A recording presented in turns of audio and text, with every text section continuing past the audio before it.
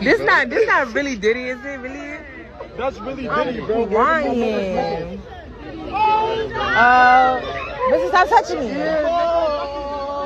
are you talking about? Stop touching me. Hey, yo, what's up? That's crazy. Where Carisha? Where Carisha in there? No, Diddy. Yo, stop fucking playing with me. Diddy's the only one told the truth. He said, y'all just keep watching. It all kicked off one spring day when the feds decided to step in, and they don't mess around. They launched a massive investigation that led them straight to not one, but two of Addo's mega mansions, one in LA, the other in Miami. I mean, when you've got federal agents knocking at your door, things are about to get real. But here's the wild part. These raids were reportedly tied to human trafficking investigations. Now, after months of rumors and speculation, D.I. has officially been indicted by a Manhattan grand jury. Well, tonight, they arrested P. Diddy. News just broke that they took him into custody in New York City, so I figured now's as good a time as any to shit all over Sean again and remind everyone just how horrible this man is. So if you haven't read the court documents and done any of the other research on this guy, this producer he worked with named Lil Rod brought this lawsuit against him. Rodney Jones v. Sean Combs, alleging RICO allegations, which is like organized crime. And he alleged that a member of this RICO organization was none other than the CEO of Universal Music Group, Lucien Grange. Universal Music Group produced 1/3 of the top 100 songs last year, including Taylor Swift. Quote, while living and traveling with Mr. Combs, Mr. Jones discovered that Combs had hidden cameras in every room of his homes. Mr. Jones believed that Mr. Combs had recordings of defendants Lucien Charles Grange, Ethiopia Haber, as well as other celebrities, music label executives, politicians, and athletes. Upon information and belief, these individuals were recorded without their knowledge and consent, and as in the case with the homosexual sex tape of Stevie J that Mr. Combs provided to Mr. Jones, Mr. Combs possesses compromising footage of every person that has attended his freak-off parties and his house parties. Upon information and belief, due to this treasure trove of evidence he has in his possession, Mr. Combs believes that he is above the law and is untouchable. Well, the diddler just got touched. But don't worry, I'm not going to drop that spice and then not give you more details. So Diddy was big on recording all kinds of things, and he frequently took this guy's phone from him and recorded things at parties. So this dude wound up with hundreds of hours of footage and audio recordings of Mr. Combs, his staff, and his guests engaging in serious illegal activity on his own cell phone, including the acquisition, use, distribution of ecstasy, cocaine, GHB, ketamine, marijuana, and mushrooms, the displaying and distribution of unregistered illegal firearms, Combs providing laced alcoholic beverages to minors and sex workers at his homes in California, New York, the Virgin Islands, and Florida. Yes, those Virgin Islands. Diddy's brother, Christian, drugging and sexually assaulting a woman. Mr. Combs detailing how he planned to leverage his relationship with Bishop T.D. Jakes to soften the impact of his public image of Cassie Ventura's lawsuit, which is horrendous, and I'm not going to read from it. It's absolutely disgusting. This guy's a piece of shit. Bruh, they working hard. You got to realize they working with a lot of stuff. They working with the taxes. They got lawyers for the taxes. They got lawyers for the complaints for the, what you call that? SA sexual assault complaints. They got lawyers for, what else? The drugs, the gun trafficking. They got different lawyers working on all those things, bro. And they got witnesses. If you don't mind me asking, what was the girl saying to the lawyers? Oh, the girl has said that that same shit that happened to Lil Chris, he gave him a bottle of champagne or wine or whatever like that, and once she drank it, she became a certain way and found herself giving him a fellatio in the studio in front of people. The dude said he walked out because he was appalled. He had just had a daughter. So he walked out. So he was appalled. That's what he told me. So I'm like, damn, team. He said, yeah. So the same thing that she told her lawyer, he told the lawyer and Homeland Security. And he was actually there, a college graduate, you understand? Working, good dude, perfect witness. He told the engineer told Homeland Security and her lawyer the same exact thing she told them. He said he was appalled at what he saw and walked out. So they got witnesses. They got witnesses, bruh. But hold up, it goes even deeper. While fans were still processing everything, Diddy's legal team wasted no time dropping a statement, and trust me, it was just as dramatic as you'd expect. They came out swinging, calling him a music icon, self-made entrepreneur, loving family man, and an improving philanthropist.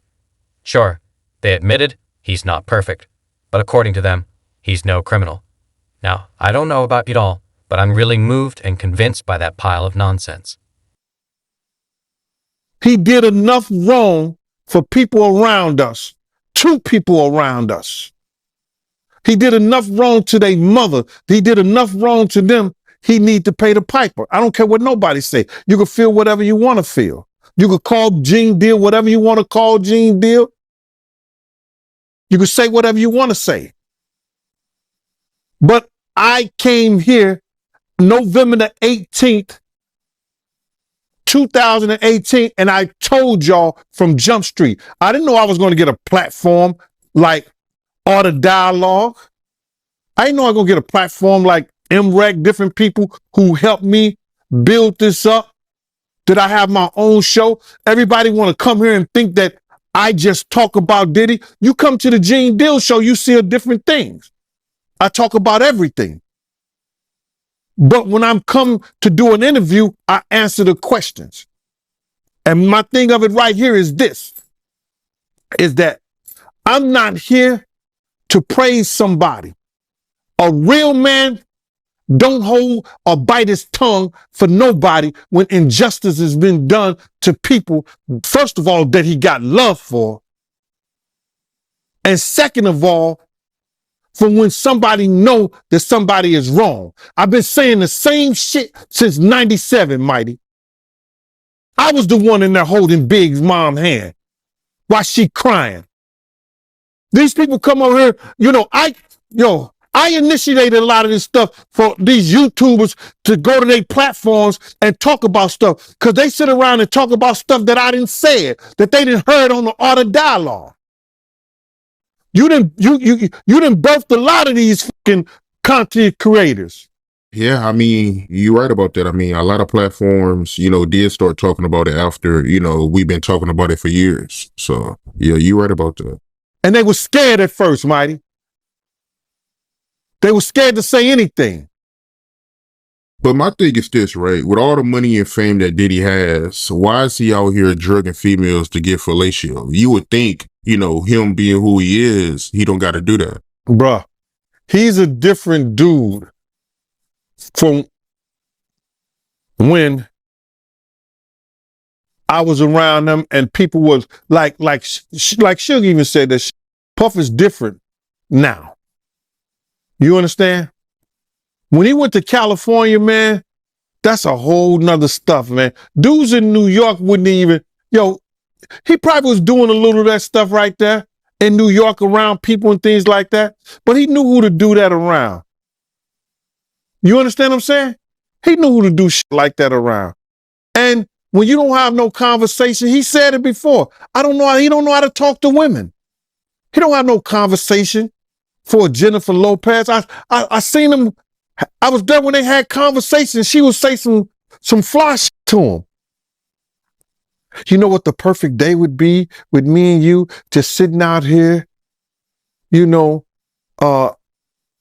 eating, just sitting out here having a light lunch. Oh, and can we take a moment to talk about that little detail they slipped in?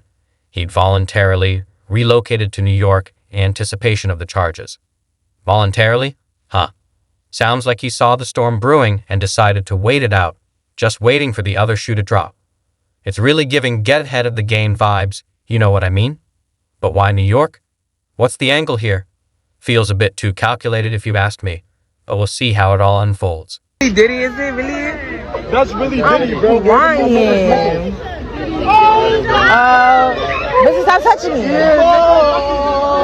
are you talking about? Stop touching me. Hey, yo, what's up? That's crazy. Where Carisha? Where Carisha and them? No, Diddy. Yo, stop fucking playing with me. Right, but let's rewind a bit. Y'all remember Diddy's ex, Cassie Ventura, right? Well, back in 2023, she dropped a bombshell lawsuit that shook Diddy's world, and the entire industry for that matter. Cassie accused him of years of sexual and physical abuse. Yeah, years. This wasn't some random, one-off incident. According to her lawsuit, it was a pattern of control, violence, and manipulation woven throughout their whole relationship. Happy birthday!